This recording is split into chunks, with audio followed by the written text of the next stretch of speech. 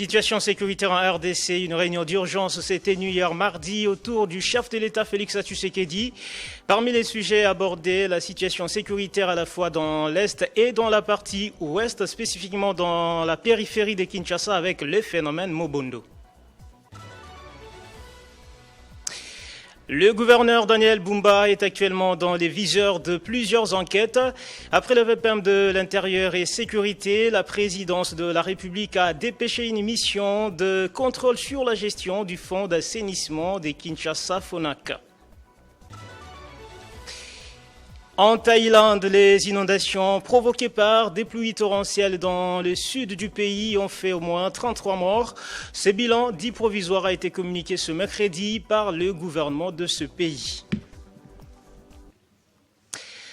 C'est l'heure du journal sur TD50. Bienvenue à tous. Le président de la République a présidé hier mardi à la Cité de l'Union africaine la 3e réunion restreinte du gouvernement. Félix Tshisekedi est revenu principalement sur la situation sécuritaire à la fois dans l'Est et dans la partie Ouest, spécifiquement dans la périphérie de Kinshasa avec la recrudescence du phénomène Mobondo. Il a à cet effet instruit le vice-premier ministre en charge de l'Intérieur et celui de la Défense de renforcer les dispositifs sécuritaires mis en place et de veiller à la protection des populations. À l'ordre du jour de cette réunion tenue conformément à l'article 54 de la Constitution, la communication du président de la République, les différents points d'information, mais aussi l'examen et l'adoption des textes. On prit part à cette importante réunion, renseigne la présidence, quelques membres de l'exécutif parmi lesquels le vice-premier ministre, ministre de la Défense nationale, les ministres de la Santé et de la Formation professionnelle, ainsi que le vice-ministre de l'Intérieur. Abordant la question sur la situation sécuritaire à la fois dans l'Est et dans la partie Ouest du pays, spécifiquement dans la périphérie de Kinshasa avec le phénomène Mobondo, le président Tshisekedi a instruit le vice-premier ministre en charge de l'Intérieur et celui de la Défense de renforcer les dispositifs sécuritaires mis en place et de veiller à la protection des populations. Au chapitre point d'information, le VPM en charge de la Défense nationale a fait les points de la situation opérationnelle. Il a été précédé par les vice-ministres représentant le VPM en charge de l'Intérieur qui, à son tour, a dressé l'état de l'administration du territoire. Pour sa part, le ministre de la Santé clôturant ses points a informé de l'annonce dans les prochains jours de la fin de l'épidémie de la maladie à virus Ebola dans la province du Kasaï. Le ministre de la Formation professionnelle représentant le ministre de la Justice en mission a présenté les projets de loi portant prorogation de l'état de siège prenant cours à partir du 3 décembre 2025. D'une actualité à une autre, la présidence de la République a dépêché hier mardi une mission de contrôle sur la gestion du fonds d'assainissement de Kinshasa-Fonac en sigle, après celle initiée par le vice-premier ministre en charge de l'Intérieur et Sécurité Jacquemain Chabani-Louko.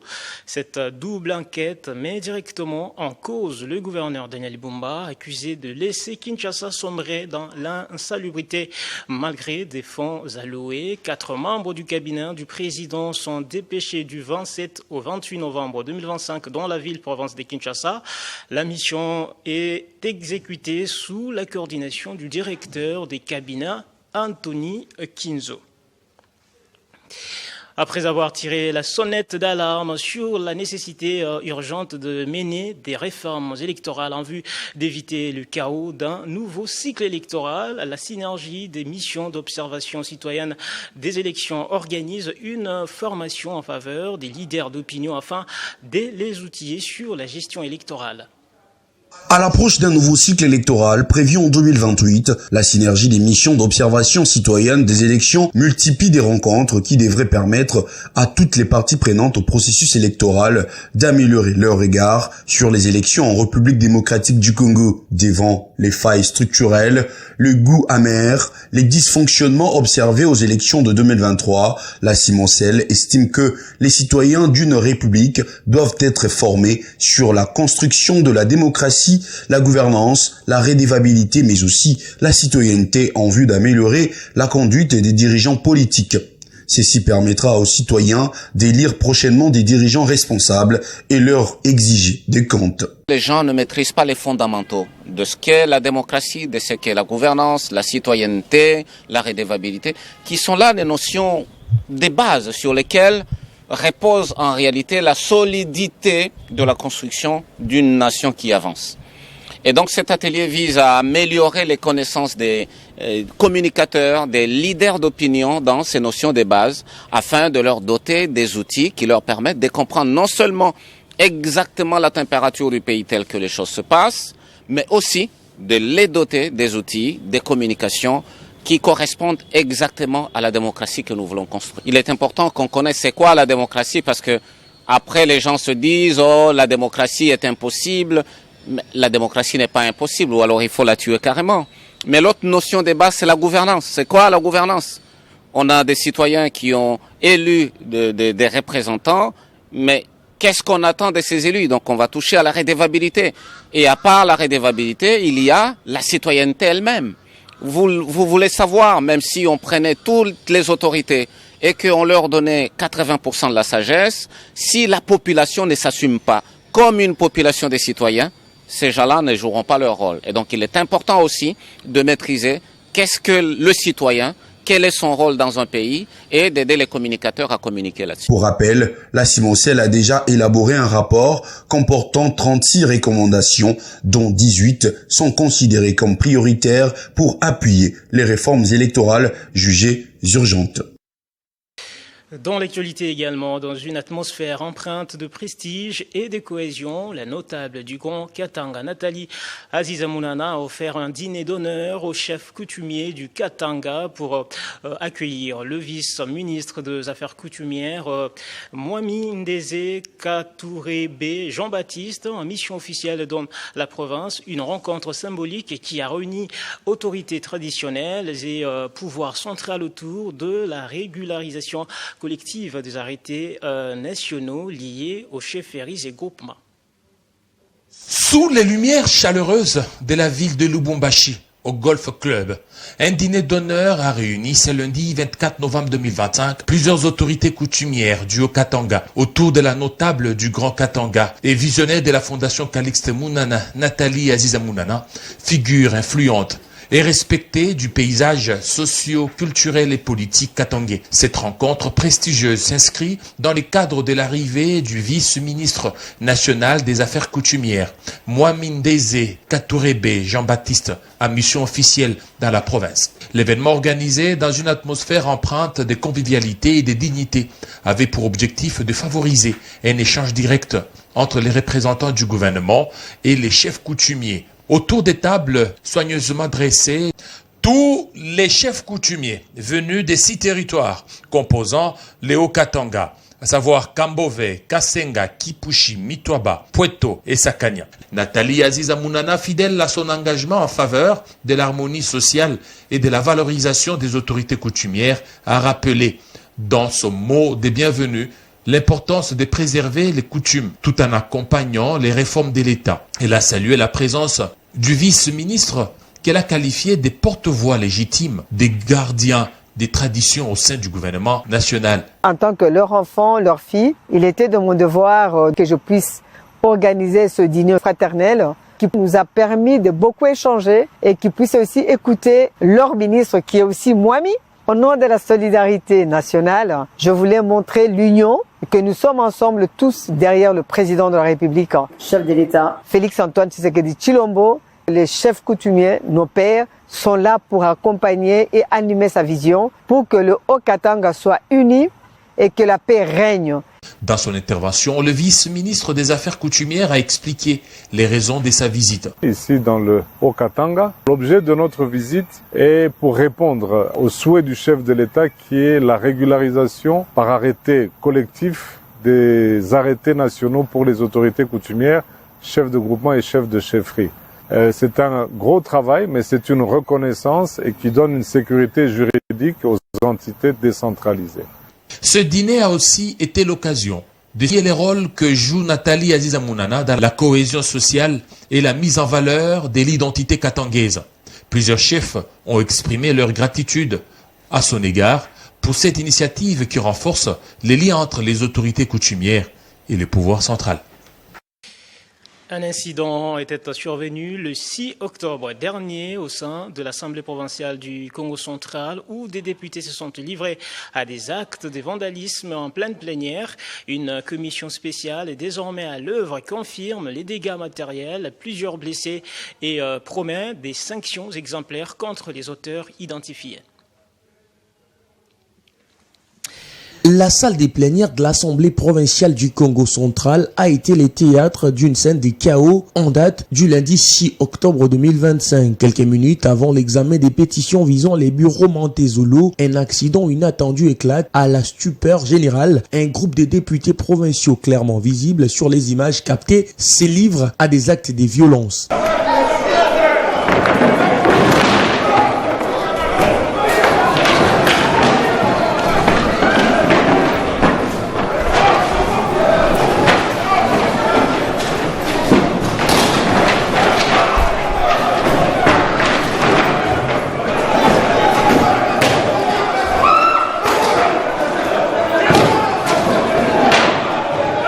En espace de quelques instants, la salle est totalement mise à sac, sièges renversés, tables brisées, vitres éclatées, un véritable acte de vandalisme qui a profondément choqué l'opinion. La conscience Congo en ressort meurtrie tant que nombreux observateurs estiment que l'image des Bas-Congo a été sérieusement ternie par ces spectacles de barbarie. Les réactions ne se sont pas fait attendre, les condamnations affluent et plusieurs voix appellent à des sanctions exemplaires. À la suite de la déchéance du bureau Montezolo, les nouveaux bureaux dirigés par un Swami réagit promptement lors de la plénière du 31 octobre 2025. Une commission spéciale est instituée, placée sur la présidence du député provincial Mavungu Chiku. Cette commission auditionne du 3 au 6 novembre 2025 les députés mis en cause ainsi que plusieurs personnes ressources. Au total, 15 des 18 personnes convoquées ont été entendues. Dans son rapport, la commission confirme l'occurrence d'actes de vandalisme dans la salle des plénières le 6 octobre ayant entraîné la destruction volontaire de plusieurs biens matériels. Elle signale également des cas de blessures parmi les députés suivants: Ntunga Nzenga Billy, Landundoki Georges et Atubwana Nkuluki Atou. Face à la gravité des faits, la commission recommande des sanctions sévères à l'encontre des auteurs identifiés. La liste complète des sanctions et des personnes concernées sera dévoilée lors de la prochaine plénière. Est-ce qu'après ces sanctions, la tempête qui secoue l'Assemblée provinciale du Congo central pourra s'apaiser? Plusieurs questions à ces sujets restent pendantes. Respectueux de la loi, le gouvernement provincial du Sud Kivu, dirigé par le professeur Jean-Jacques Pouroussi Sadiki, a déposé son projet d'édit budgétaire 2026, élaboré conformément aux lois numéro 11/011 du 13 juillet 2011 relative aux finances publiques. Plus de détails dans cet élément. Sous la houlette du gouverneur de la province du Sud Kivu, professeur Jean-Jacques Pouroussi Sadiki, le gouvernement provincial a déposé son projet d'édit budgétaire 2026 ainsi que le budget rectificatif 2025 ce mardi 25 novembre 2025 lors d'une activité qui a eu lieu à l'hémicycle provincial situé provisoirement dans la ville d'Uvira. Équilibré en recettes et en dépenses, avec une croissance de 11,64% comparativement au budget rectificatif 2025. Le projet d'édit budgétaire déposé par le gouvernement provincial est de 815 milliards 19 210 669 francs congolais. Selon le gouverneur de province, professeur Jean-Jacques Pouroussi, ce projet d'édit budgétaire est élaboré dans un contexte particulier. L'économie de la province étant affaiblie par l'occupation de certaines zones de sa juridiction qui fait perdre à la province 70% de ses recettes locales. Malgré les défis, en dépit du fait que le Rwanda, appuyant le M23, nous a pris une partie de quelques territoires, une partie de la ville de Bukavu, nous sommes ravis de dire qu'en dépit de ces défis, le président de la République, chef de l'État, Félix Antoine Tshisekedi Tshilombo, ainsi que l'ensemble des gouvernements ont pu mettre en place des mécanismes, des moyens nécessaires pour que la paix, la sécurité, la stabilité reviennent, que ce soit des moyens diplomatiques, efforts diplomatiques, mais aussi politiques et militaires. Le projet dédié a été officiellement reçu par le président de l'Assemblée provinciale, honorable Feston Kabezazi Ndoula, entouré d'autres honorables membres du bureau définitif et membres des commissions. Nous venons effectivement de recevoir le budget rectificatif 2025, mais également les projets de l'édit budgétaire pour l'exercice 2026 de la province, d'autres provinces du Sud Kivu. Mes impressions, elles sont bonnes, elles sont positives, d'autant plus que le projet de l'édit budgétaire est déposé dans les délais et nous sommes contents pour ça et l'Assemblée va se pencher sur des documents. Et donc, je voudrais dire merci à l'exécutif provincial pour avoir élaboré ce budget et l'avoir déposé dans les délais réglementaires. Je vous remercie. Lutte permanente et acharnée contre la fraude du cacao, des nouvelles manœuvres mises à nu en territoire des Béni.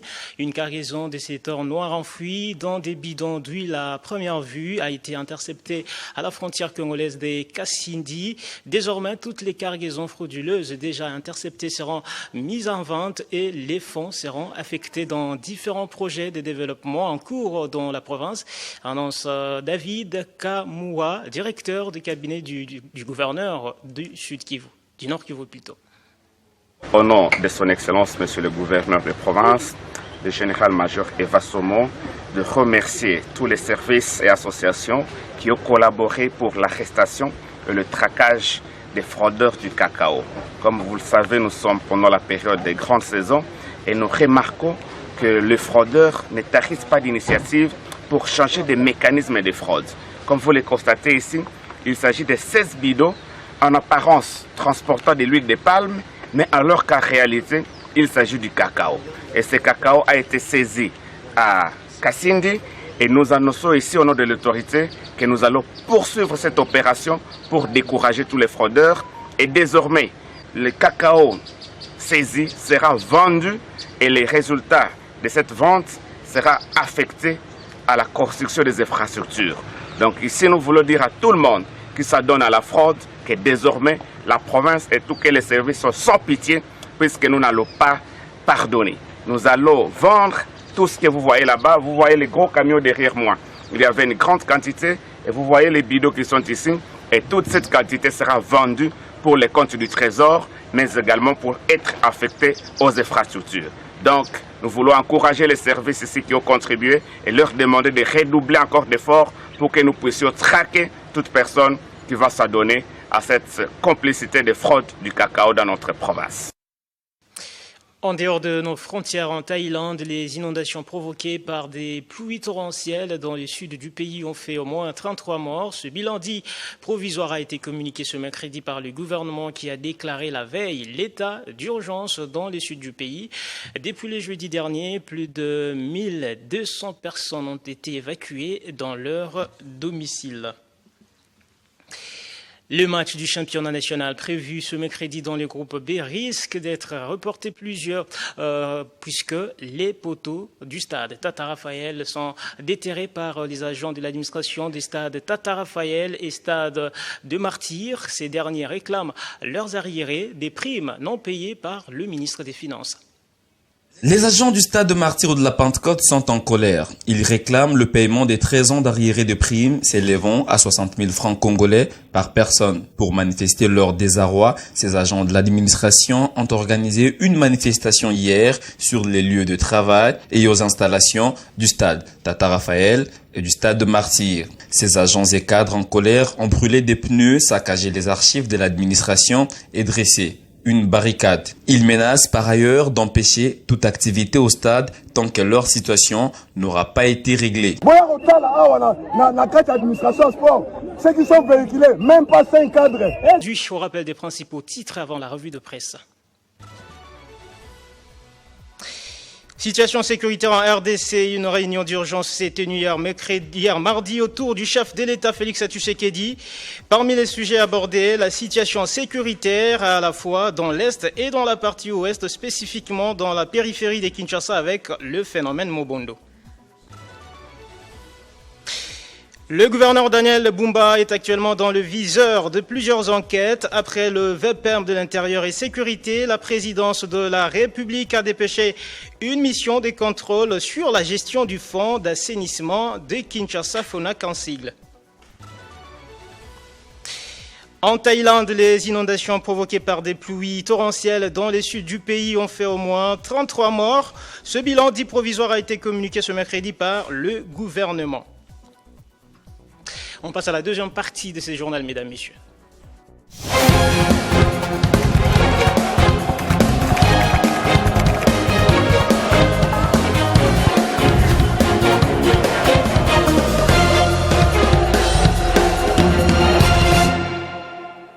Et pour cette deuxième et dernière partie du journal, mesdames, messieurs, j'accueille pour vous Nathan Diamoté qui me rejoint de l'autre côté. Bonjour Nathan et bienvenue. Bonjour Héritier Ntomboa, merci. Bonjour également à tous ceux qui nous suivent de partout. Dans la presse, ce mercredi, gestion des finances publiques de la ville de Kinshasa, Daniel Bumba, visé par des audits. Exactement, Héritier Ntomboa, vous l'avez dit au cours de votre journal, une seule personne, mais visée par deux audits. C'est ce que nous pointe à la une du journal Africa News, tel que vous êtes en train de le voir. Bumba visé par des audits décisifs. Eh bien, Héritier Ntomboa, le portail révèle que le premier audit, impulsé par une mission de contrôle lancée par les vice-premiers ministres en charge de l'Intérieur, Jacques Chabani, vise justement à faire la lumière sur les finances de Kinshasa depuis 2024 en évaluant justement l'exécution de marchés publics ainsi que l'état d'avancement des travaux en cours. Et ben, une autre mission d'audit renchérit ce même tabloïd ciblé sur le gouverneur de la ville de Kinshasa, Daniel Bumba, a été mise en place depuis le 22 novembre dernier à l'initiative du cabinet du président de la République. Un ordre de mission signé d'ailleurs par les directeurs des cabinets Anthony Kinzo, cité dans ses pages intérieures, détaille que 4 membres de ce cabinet sont désignés pour justement réaliser une évaluation approfondie des opérations de fonds d'assainissement de la ville de Kinshasa. Eh ben, le journal Info 27 de son côté et souligne, Héritier Ntomboa, que 3 priorités encadreront les travaux, c'est-à-dire l'audit des finances publiques, incluant la collecte et l'affectation de recettes depuis les débuts de l'exercice 2024, la vérification du respect de procédures dans l'attribution et l'exécution des marchés publics, l'évaluation des projets d'investissement, du niveau d'avancement des chantiers et de leur impact sur les conditions de vie des Kinois. Et par cette initiative, précise ce tabloïd, en concluant justement, Kinshasa veut renforcer le contrôle administratif et enrayer les pratiques de gestion approximative qui fragilisent l'action publique locale. Phénomène Mobondo, les miliciens continuent leur manœuvre. Votre deuxième sujet. Insécurité dans l'est de la RDC, Héritier Ntomboa, mais également à la porte de Kinshasa, en pleine capitale, s'indigne le journal Le Nouvel Observateur qui se questionne, tel que vous êtes en train de voir, l'État congolais, où es-tu? Eh ben, ce qui n'était considéré au départ que comme un simple conflit ethnique ou encore communautaire, Héritier Ntomboa, a pris de l'ampleur et le nombre de victimes ne fait qu'augmenter de plus en plus. Plus dramatique encore, regrette ce portail, et le fait que parti de Kwamont, c'est hors la loi, s'approche de la capitale congolaise sous la barbe des autorités qui ne semblent pas prendre les dangers au sérieux. Mine de rien, estime ce journal, ces voyous se comportent comme s'ils étaient dans un territoire conquis. Inquiets face à cette sérieuse menace sécuritaire, les habitants de zones où les Mobondo sont capables de s'aimer la terreur et la désolation se posent la question de savoir si l'État congolais existe encore ou pas. Pas plus loin, Héritier Ntomboa, notre mésaventure s'est produite le week-end dernier, nous rapporte cette fois la presse en ligne wise.cd dans un village près de Kinshasa, selon un confrère cité dans les colonnes intérieures de ce média en ligne. Eh ben, la milice Mobondo a lancé une nouvelle attaque contre les villages de Nkana situés dans les territoires du Kwamont, à la frontière de la commune de Maluku à Kinshasa. Les bilans fait état d'au moins 20 morts, dont 13 civils. Merci beaucoup Nathan Diamoueté pour votre revue de presse. On comprend que l'insécurité est actuellement à la porte de Kinshasa et l'État congolais doit agir. Exactement. Héritier Ntambo, merci à vous. Merci également à tous ceux qui nous ont suivis. Ce journal est complètement terminé. Merci de l'avoir suivi. Ne nous quittez pas, vous restez avec nous, messieurs et dames.